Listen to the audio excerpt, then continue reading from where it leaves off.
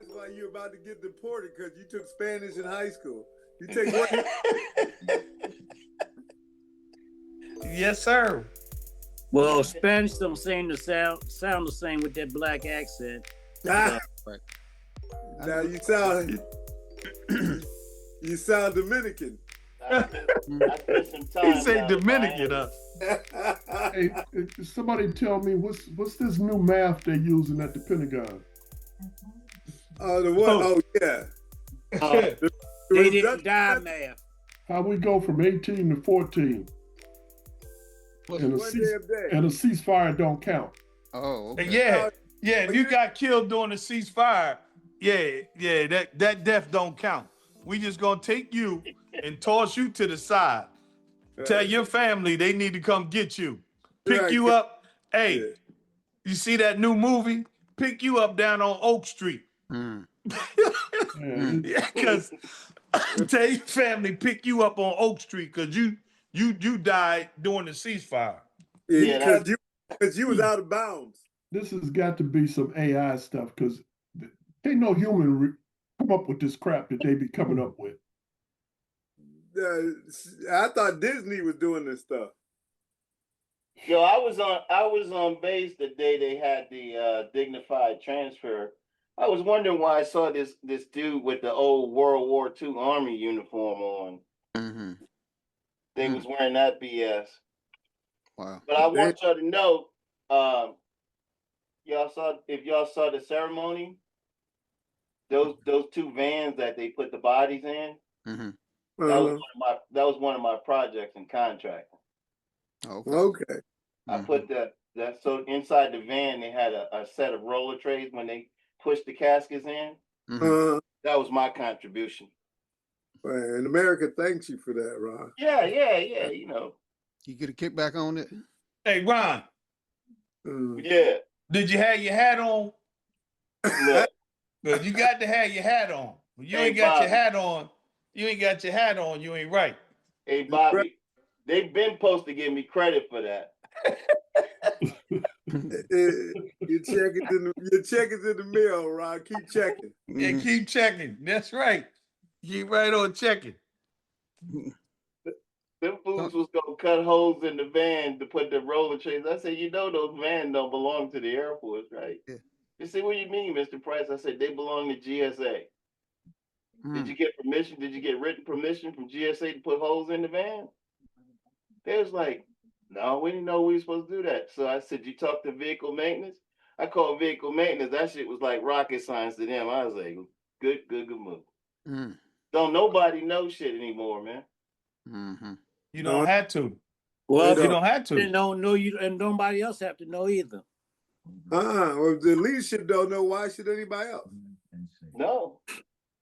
Let's ask that question. Tony, your mic is muted in case you didn't see it. In case you was trying to get in on the conversation. My mic? Tony. Oh, okay. Yeah, there you okay. You unmuted. Yeah, I'm good. Okay. There you go. Yeah. But yeah, man. Well, look, them changing the status of those soldiers, doesn't that affect the any compensation that may be coming to the family, like insurance and that kind of stuff, or does it? I don't think so. I don't think that affect. It might affect like other like battle, if it's some money that they give for battle or whatever, right. It may affect something like that. But as far as the death in uniform, it's not going to affect anything. Mm-hmm. I think they went back and changed it though. Yeah, I think they did too. I think it lasted maybe a couple of days. After there was such an uproar about it, then they tried to blame it on the computer. Oh, they changed it back. And they got a computer glitch. Yeah, when they asked me, you know. Oh yeah, AI did it. Yeah. You know. Excuse me, A1 did it. A1, A1. But A1 did it because all the schools got A1 now. You know, we were talking about it anyway because let's be honest, the casualty count I think is being doctored. The cost of how much the war is definitely being doctored. They're lying about that. But about all that stuff. Oh, And it's coming straight out of CENTCOM now. They done got them guys convinced to lie about everything. Mm-hmm. Well, they have no choice. That's the only way you keep your job. Yeah, they can't go against what the company line is. They just can't do it. Yeah. That's a court-martial offense. Yes, it is. Yeah. Yeah, I was watching when they had Pete and General Kane on the thing. I think it was last week. Kane looked so uncomfortable, man. Didn't he? Well, Yeah. He wanted to be. He ran out of line. He wanted to be someplace else. Well, he was trying to choose his words so he didn't get caught in a lie. Right. So he started saying, I leave that up to my senior leadership. Then he tried to. He's not that uncomfortable. He's still there. Yeah. Yeah. Because he could resign. That's because he got paid that Friday. That's why. Is that what it was? He tried to blame the admiral from CENTCOM. He tried to push it off on him like he wasn't in charge no more. So, Tom, did that happen on the 1st or the 15th? It was the 31st of a leap year in February. Hey, so look, man. Hey, Tess, I hit you up with that question. So, I got a question. So everybody here is retired in some kind of way. This thing they call the American dream, isn't that part of the American dream? Or coming, retiring, living your life out, in your heyday, you're out there, you're doing what you want to do now. You don't have to punch a clock every day. That's supposed to be what America's about. Right. Absolutely. Right. So I'm talking to a person of the other persuasion, and they're like, "Well, what do you do?" I said, I'm retired. I retired military. I retired federal law enforcement. And our conversation was good up until that point. At that point, attitude change, the responses and the conversation just went south. So I'm like, well, I'm hearing this because it was a smile. Then the smile went, not to a frown, but to a like, damn, how this nigga retired and I'm still working. Right. And that's the way I took it. I'm not gonna say it no way. I'm like, okay, so now I see what it is. And this is the thing about not this country, but the people that like this dude. And that's why he's where he is, because they don't care. Anybody can have the American dream, but people that look like us. Right. Yeah, right. We're not you American. can walk around looking like you chew on rusty nails, right? And you could rise to the top. But if you look like one of us, you ain't supposed to have it. It's a problem. Right. So let's be honest, Bobby. So then you walked away and jumped in your 2-year-old truck. Right. Hey, look. And he had to push his down the hill to get it started. Hey, you had a full tank of premium gas. See, the thing that gets me is that a lot of these folks, and believe me, the most racist people I ever met was the guys that I work with. They think that we're given something when we have to work harder than them and,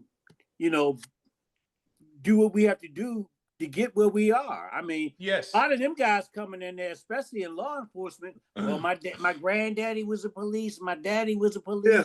My brother was a police. Now I'm a police. And they didn't do nothing but go down there and sign up. Yeah. They didn't even run background checks on half them guys. Oh, and yeah. You down there on live boxes to get the job. Right. They're talking to everybody in your neighborhood. They seeing who done been locked up in your family, all kind of crazy shit. Because they trying to find something to make sure that you're not even though you're qualified, that they can exclude you from getting the job in the first place. Because they know the benefits that come with the job and they know the opportunities that come with the job. And the thing is, they don't even want you to have They don't want you to, and that's my thing about when I tell people that going back to the 60s when they told the women, we'll give you and your kids somewhere to live, but he can't live there. Right? That was welfare. Right. That was a thing because they didn't want, when they went to the bathroom and they washing their hands, the ones that do, they wash their hands. They didn't want to look in the mirror and see nobody that look like us. They want to see somebody that look like them. And that's just that. And that was the whole thing behind that. The people, white people, don't want to look, they don't want to see what's factual. What's factual is you sit around and you talk about China and how China's doing this, and China only reason China can do the things that they do is because greedy white men sent all their business to China. Only reason Mexico can do what they do is because greedy white men sent their business to Mexico so that the Mexicans can make that same product that he would have had to pay somebody that looked like us at that time, $20 an hour, right? They don't want to pay me $20 an hour, but they'll give millions to somebody else to have somebody in another country build it for $5 an hour. Absolutely. But now you want to complain about how it's built and what they're doing. Well, if you send your product to China or Mexico just hasn't caught up to China. China is smart enough to say, okay, we have your patents because we got to build it the way you said build it. Right. So now China has that patent. All they got to do is change wording in it, and now it's theirs. Right. Matter of fact, they still have yours. They still building your product the way you want it built. Right. But now we gonna build a similar product, and there's not a damn thing you can say. And that's the whole problem. But white America don't want to see that. It's the Chinese fault. No, it's the greedy white man's fault. They did that 40 years ago in Japan. They did the same thing with Japan. When they built up Japan, they did the same thing. And they haven't learned anything. They haven't learned anything. But it's not about learning. It's not about learning as much as it is. You've done this, but you don't want to look in the mirror and say, "Look what the hell I did." Right. And how I messed everything up. You don't want to look in the mirror and look at yourself. You got to blame other people. So who do I blame? I blame anybody whose skin is darker than mine. It's their fault. Right. It's the Mexicans' fault because they coming over here taking the jobs. I haven't seen a doctor, a lawyer, or anything of any high educational person in Mexico come to the United States and say, "I want to go pick oranges." No. None. I want to go be out in the sun for 16, 17 hours a day to farm. I have not seen one of them. But here's the flip side of it, Bobby. They're doing the other part is they want a workforce that's uneducated to keep the cogs of the wheel going. So what they've done is they've suppressed the American education system, and now all your doctors, your lawyers, your scientists and engineers are coming from those brown-skinned countries anyway. And they taking their jobs because they're the only ones qualified to do it. But that happened in the 70s when they started bringing doctors from India. Right. I got no problem with that. I don't either. But you want to kill your education system. Right. But we're then talk about how uneducated the people are. Well, Right. you did it, and Right. then you and you go right now. Not only are you messing up your education system, but then you put one of the dumbest damn people you could find and put them over education. Right. Because you have money don't make you smart. As my grandmother say, a fool with money is still a damn fool. Hello. Her whole job was to get rid of the education system. They don't care. They don't care anything about public education because their kids don't go to public schools. No. Well, it started with what a woman they called Betsy DeVos.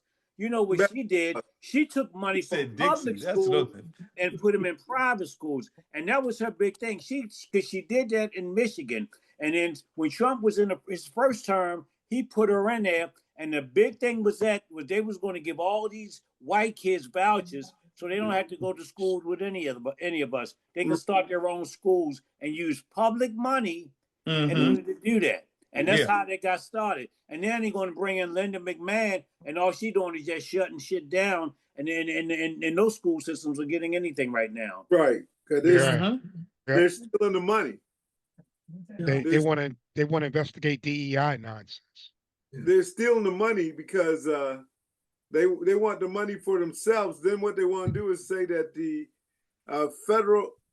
federal education system doesn't work, and now we can privatize it. Right? And it ain't gonna work if you break it. That well, they do the same with the post office. They're breaking everything so they can privatize it. Yeah. So corporate oligarchs can buy it up. You know who's gonna get it? Jeff Bezos. They want to shut down the post office, and so they can privatize the mail. And who you think gonna get it? Jeff Bezos. Absolutely. But that's exactly what I talked about it earlier. That's exactly what Alex Jones is telling his folks now. Right. That's what they want to do. So what are we the people going to do about it? They got to get out there. They got to get out there and vote. If you get 250 million of the well, you can't get that many because 250 million they were on drugs. So if you get 100, they still in that 250 million. They still in rehab, so you can't use them because he saved their life. They in rehab right now, so they can't vote. You can't vote if you're a felon in Florida unless you Trump. Trump's still voting. How come he's voting? Because Florida has a law that felons can't vote. He's a convicted felon. They let his ass vote. Exactly. Yeah, but that's what I'm saying. Like I think I said it on here before. I think in that's Florida going to be a big issue. I think in Florida that can be waived by the governor. Okay. Well, you ain't getting waived if you're black. Well, no. Get waived at. Because we're not really American citizens. No. Doc, we ain't even people.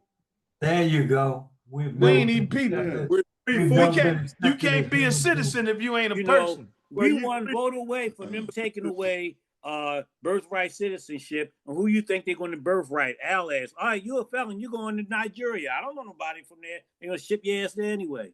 Exactly. One of the terms I heard used a lot this evening is qualified. We need to throw that out the window. Because what makes a person qualified? The only thing that makes them qualified is I want to hire them. Right. And so that's the way it works. If I want to hire you, you're qualified. And I can look at all the resumes I want, and I can do all the interviews I want. I want Ron. Ron is qualified. That was my point when I was talking about when I joined the police department, how it was a family thing. Granddaddy was a cop, daddy was a cop, big brother was a cop, and then you a cop. And you ain't did nothing but went down there. You barely got a high school diploma, can't even spell your damn name, but you get a job. But if you're a black person coming from college, they running your background around like, everybody in your family a criminal.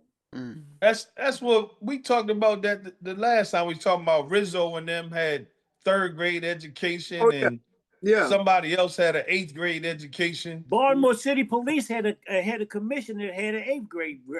Yeah, I think you said that. Yeah, I knew it was something. Yeah. Yeah, his You name was know, Frank Baglia. you know, when my grandfather was coming along, they told him that if he finished grade school, he could get a job. Mm. Then when my grandfather came along, they told him that if he finished high school, he could get a job. Mm-hmm. And when I came along, they said if you get a college degree, you can get a job. Mm-hmm.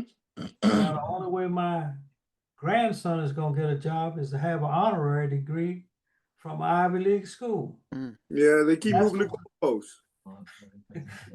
They Keep, hey man, listen.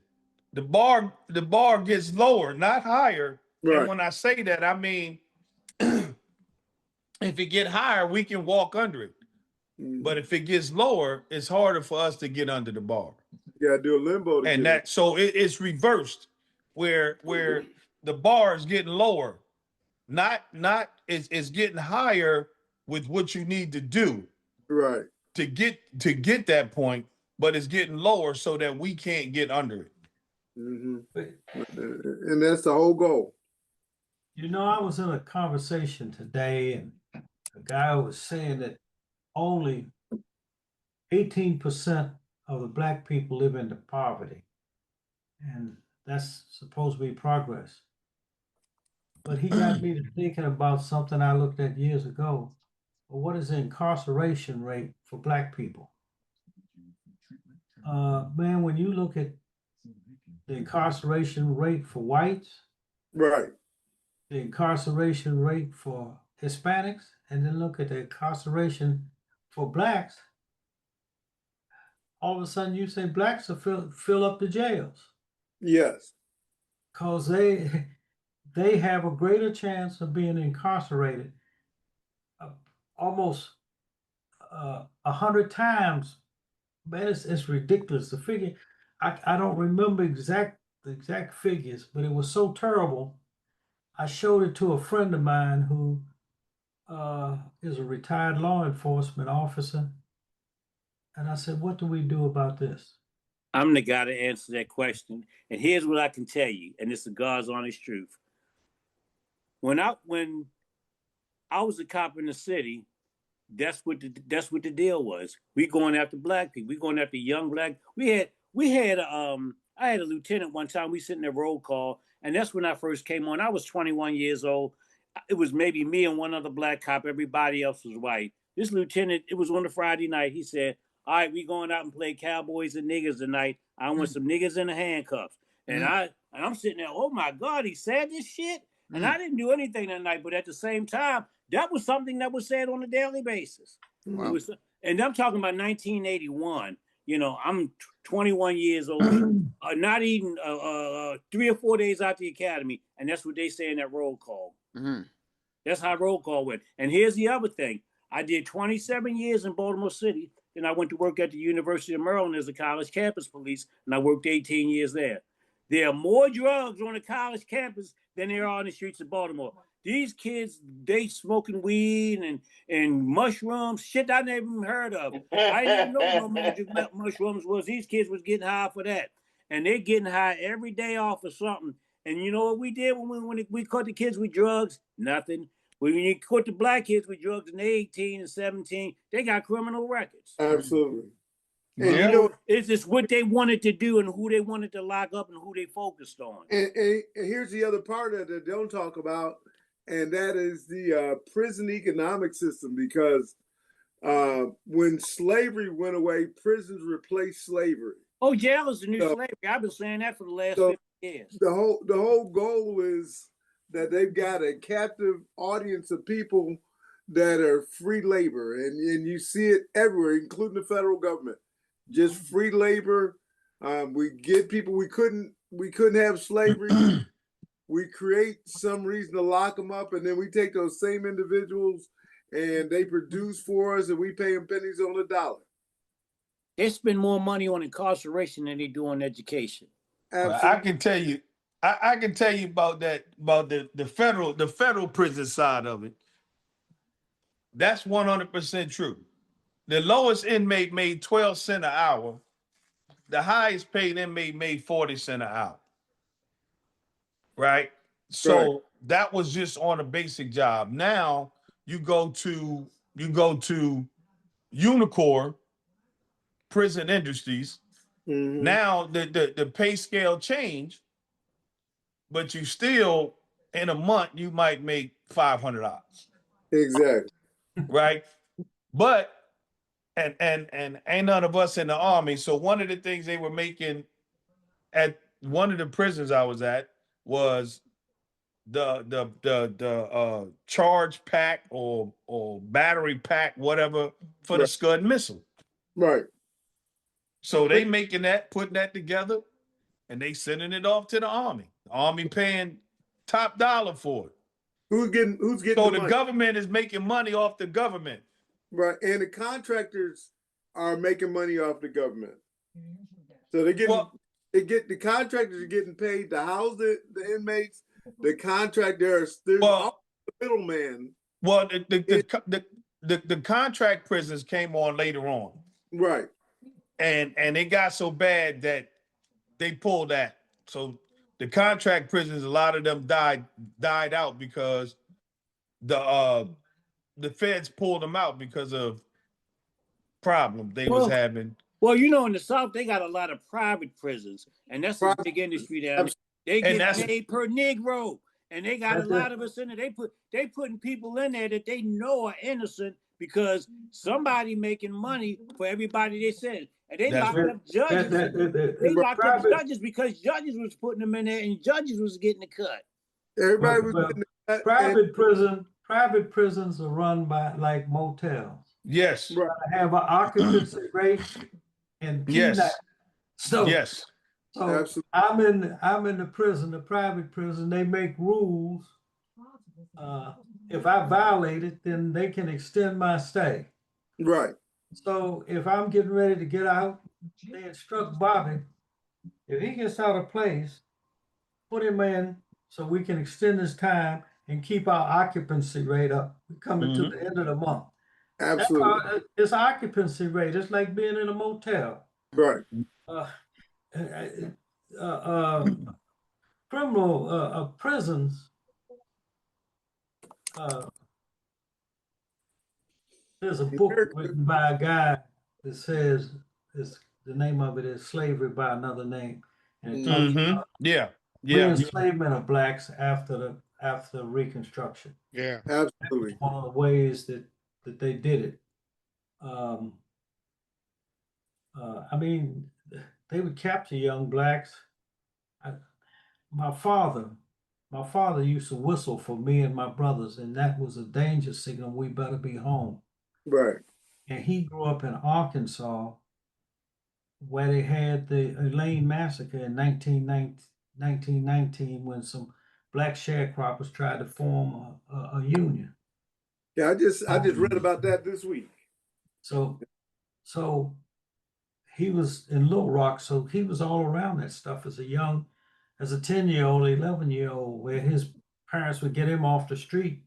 Because if you caught out there, you might end up in Pratt, Alabama, working in the steel mills, or Florida, cutting wood down there.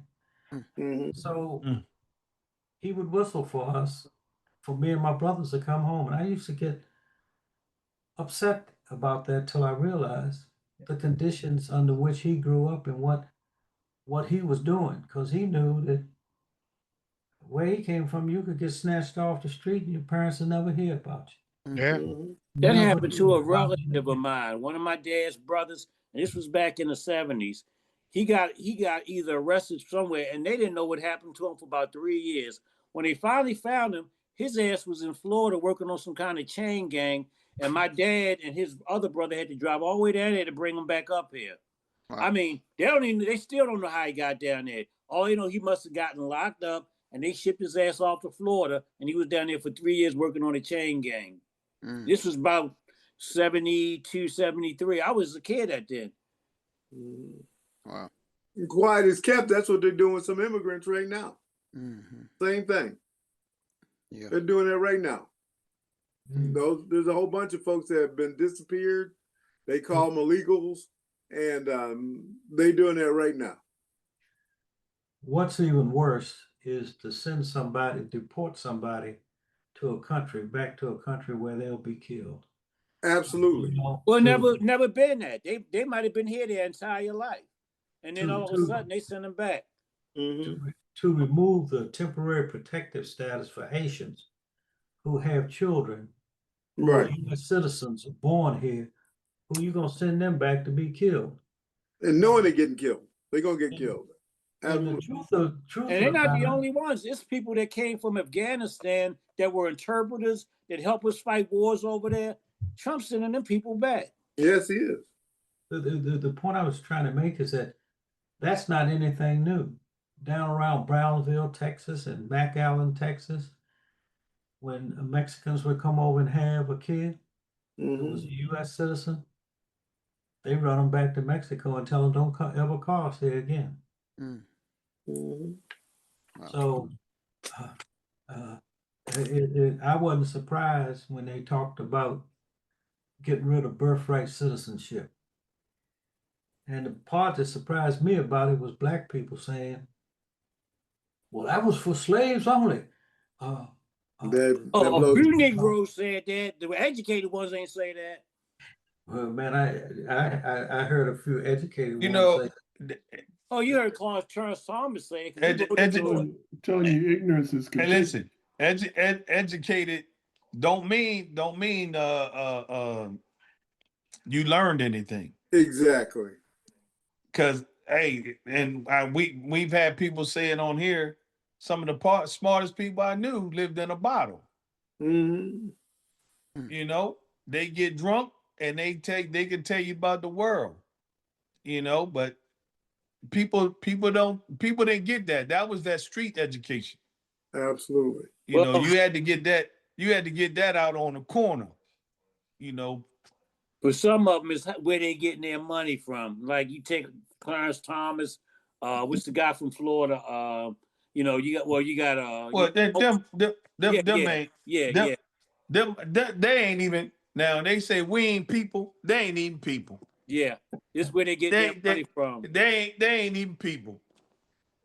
You got Tim Scott and all these other ones. That's where they getting their money from. So they say anything. Yep. Tim got divorced. He never got married, did he? Lindsay died. Yeah, well, that's where he was getting his sex from anyway. Him and Lindsay. Yeah. Where y'all headed? Where we headed, man, with all this shit that's going on? What's gonna be the you can't see the end result, but what's gonna be the results? What we gotta do after Trump? Get his ass out of office. We got cleaned it up again. Like we did last time after COVID. We had, you know, and here's the sad part. Like when Biden did that last time, he got absolutely no credit for it, including from us. Like, wait a minute, he spent this whole time, he had 4 years of just clean up after Trump. Right. And whoever gets it again is gonna have 4 years of just clean up after Trump. They're gonna need more than 4 years because you can't fix some of this shit they did. Well, yeah, they closed down whole departments. That's going to be and whole agencies. Yeah, that's going to be a whole bill. That's going to be you're going to have to start with a foundation. You probably going to have to dig about Empire State Building below and build up from there to come back. Because you're going to need a definite firm foundation. With everything. Now they got to go back and look at every single thing of what you cannot do. And if you do it, this is the consequences. They kind of sort of had it, but they didn't have it. They said it, but they didn't say it. And that's the way, and that's why we're in the position we're in right now. A lot of things were said, but they weren't said to the point where it was a firm no. And that's why this dude is where he is right now. And the reason is that they kept the same people in power. So the goal is they're going to have to clean house. They got to get rid of a whole bunch of people who signed up for this mess. Because otherwise, you're going to have, just like the last time, when they tried them, they did all that, and then them same enablers just said, oh, we just going to let it pass. And that's why we're back here. You see what the boy Johnson said. My brother. Johnson said if they win, everybody will get prosecuted. Yes. Everybody gonna get investigated. And we already know. But you wouldn't have to worry about that if you didn't do anything wrong. You wouldn't even have to speak like that if you felt that the foundation that you put out there was firm enough for you to be able to say, look, I know I'm doing what's right for the people. Yeah. I know I'm doing what's right. Those words wouldn't even have to come out your mouth. My brother, y'all have left me a little confused. Chester, I'm confused. Who are you talking about when you say, what are we gonna do? What community are you talking about? Well, we when you use the term they, what community are you talking about? We the people. Which people? All of us. The people, the all the white folks ain't for this citizens, shit. A lot of them, citizens of the United States, so they call. Okay.